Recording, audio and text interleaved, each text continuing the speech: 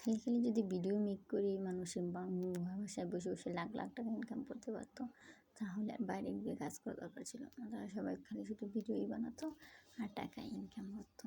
Hello everyone, সবাই কেমন আছেন, কী অবস্থা? আমার নতুন একটি ব্লগে আপনাদেরকে স্বাগতম। আমি আজকে আপনাদের মাঝে একটি অন্যরকম একটি রেসিপি নিয়ে আসছি। আশা করছি ভালো লাগবে। ভিডিওটাকে না টেনে শেষ পর্যন্ত পুরোটা দেখুন। তো আমি এখানে আজকে থাই স্যুপ রান্না করবো। সেই জন্য মাংস ছোটো ছোটো করে কেটে নিয়েছি।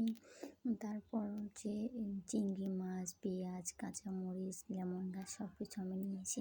নিয়ে আমি একটা প্যানের মধ্যে নিয়ে নিয়েছি। তারপরে এখানে আমি soya sauce, tomato sauce, cornflour, ডিম সব কিছু দিয়ে এটাকে ভালোভাবে ম্যারিনেট করে 5 মিনিট রেখে দিয়েছি। 5 মিনিট রেস্টে রাখলে, ম্যারিনেট করা রাখলে স্যুপটা এতে ইয়ামি হয়। তো আমার 5 মিনিট হয়ে যাওয়ার পরে আমি একটা চুলায় জাল বসিয়ে এইখানে আমি আধা কেজি মগ দিয়ে 2 মগ পানি দিয়েছি।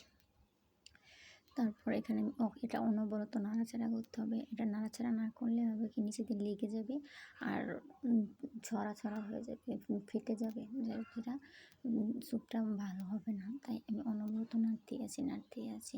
তারপর দেখে নিলাম যে মাংসগুলো কি সিদ্ধ হয়ে গেছে না, যেহেতু আমি ভেজে দিইনি। তো আমি এটা এখানে ভালো করে নাড়াচাড়া দিয়ে নিলাম। তারপরে এটা দেখলাম যে কতটা ঘন হয়েছে, তোমার স্যুপ রেডি হয়ে গেছে। তারপর আমি এটা প্লেটে ঢেলে সার্ভ করে নিলাম। এরকম আপনারাও বাসায় বানিয়ে খেতে পারেন গরম গরম স্যুপ। Thank you.